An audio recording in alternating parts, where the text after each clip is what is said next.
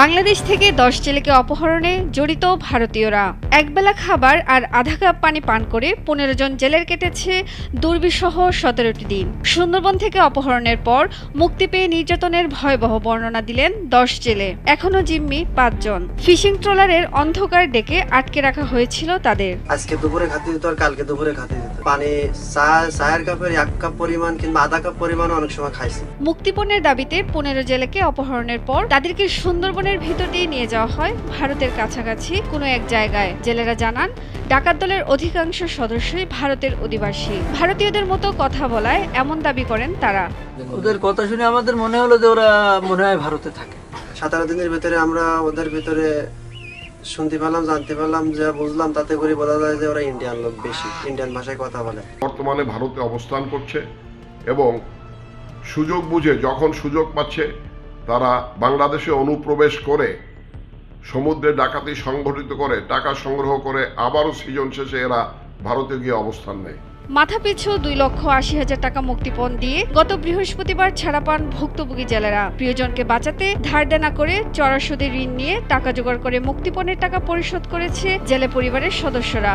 আজ দিন পরে শুক্রবারে দিন দুপুরের সময় হঠাৎ একটা আনকা নাম্বার দিয়ে ফোন দিয়ে বলেছে, ছেলে কথা বলেছে যে আব্বা আমার এরা মোটাই নিয়ে গেছে, তা আমি ভালো আছি, আমার টাকা পয়সা ম্যানেজ করে খাটিতে। তো আমি শুনলাম যে কত টাকা বাজেট হয়েছে, তো বললো 3 লাখ টাকা। এই দিনের আত্মীয় স্বজন যেখানে ছিল সবাই কম বেশি করতেছে, আর আমি পরের কাছ থেকে লাভের সাথে গরম গাতে বিক্রি করি, সেইভাবে টাকা জোগাড় করে আমি ছেলে। গত 26 জানুয়ারি অন্যান্য দিনের মতো দলবল নিয়ে বঙ্গোপসাগরে মাছ ধরতে যায় সুন্দরবন দুবলারচর শুটকিপল্লির জেলে দল। কিন্তু ঘটে অঘটন। হঠাৎ করে জেলেদের উপর আক্রমণ করে ডাকাতেরা। আমার 2 জন লোক ডাকাতি নিয়ে যায় এবং তারা মুক্তিপণ দাবি করে। আমি অনেক কষ্ট করে ঋণ করে সুদে টাকা নিয়ে আবার নতুন করে 6 লক্ষ টাকা মুক্তিপণ দিয়ে আমার ছেলে এবং আমার মাঝিকে নিই। অপহৃত অবস্থায় জেলেদের আটকে রাখা হয় ফিশিং ট্রলারের ডেকের ভিতরে, যেখানে ঠিকমতো খাবার দেওয়া হতো না। 24 ঘন্টায় মাত্র একবেলা খাবার দেওয়া হতো তাদের। পানি দেওয়া হতো চায়ের কাপের আধা কাপ। আমাকে যে কত কষ্ট করে টাকা পয়সা দিতে হয়েছে, কারো জায়গা জমি বিক্রি করেও দিতে হয়েছে টাকা পয়সা।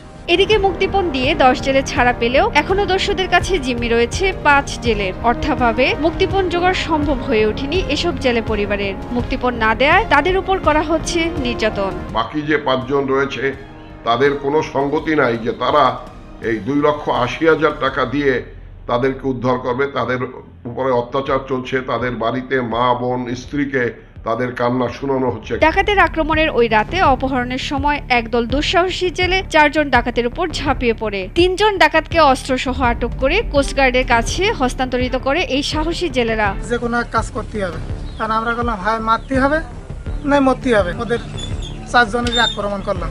আক্রমণ করে অস্ত্রটা নদীতে পড়ে গেল, একটা পালাম। পাওয়ার পরে 3 জনের উঠাতে পারলাম, একজন হারিয়ে গেল, উঠাতে পারলাম। 15 জন জিম্মিকে যখন ডাকাতরা অপহরণ করে তখন আমাদের একদল দুঃসাহসী জেলে 4 জন ডাকাতের উপরে ঝাঁপিয়ে পড়ে। এর ইতিমধ্যে 3 জনকে তারা একটি অস্ত্রসহ আটক করে। তবে রক্ষীকারী সেসব জেলেরা প্রাণ ভয়ে এখন সমুদ্রে যেতে পারছেন না, কারণ সমুদ্রে গেলেই দস্যু বাহিনী তাদের উপর প্রতিশোধ নিতে পারে। যে সমস্ত জেলেরা এই ডাকাতকে হাতে নাতে ধরে ফেলে তাদের পরিবারের প্রতি নানান হুমকি আসছে। দেওয়ার পরে আমরা বাড়ি আসলাম বেড়াতে। আসার পরে এখন চরের থেকে ফোন করে বলতে যে তোরা যদি চরে আসিস তাহলে তোদের ডাকাতি ধরে মারি দেবে, বাঁচায় রাখবে না। জেলেদের দাবি সরকার বা প্রশাসনের পক্ষ থেকে তারা কোনো সহযোগিতা পাননি। এই ব্যাপারে সরকার বা কোনো প্রশাসন আমাদের কোনো সহযোগিতা করেনি। কোস্টগার্ড, র্যাব এবং বিভিন্ন আইন প্রকারী সংস্থা দাঁড়ে দাঁড়ে ঘুরেছে এদের উদ্ধারের জন্য। শেষ পর্যন্ত উদ্ধার না পেরে এদের আত্মীয়স্বজন তাদের ভিটারি বক রেখে 2,80,000 টাকা করে প্রতি জনে মুক্তিপণ দিয়ে 10 জনকে ইতিমধ্যে উদ্ধার করে নিয়ে আসছে। সুন্দরবন ও বঙ্গোপসাগরের উপর কয়েক লক্ষ মানুষের জীবিকা নির্ভরশীল। প্রতি বছর এই খাত থেকে বিপুল পরিমাণ রাজস্ব আয় করে বাংলাদেশ সরকার।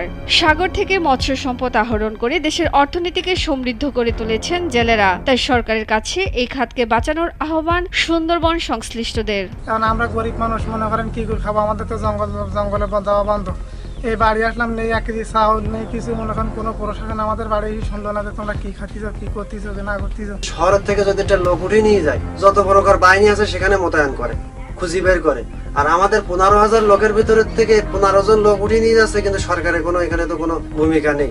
মনে করেন যে আমাদের জাল বোট, আমাদের কর্মচারী যেটুক জায়গায় বাসা বাঁধে আমরা, তার তো রেভিনিউ দেয়, সরকারি রাজস্ব দেই আমরা। তা আমাদের এটাই দাবি যে আমরা তো রাজস্ব দেই, তাহলে আমাদের প্রতি সরকারের কোনো নজর নাই কেন?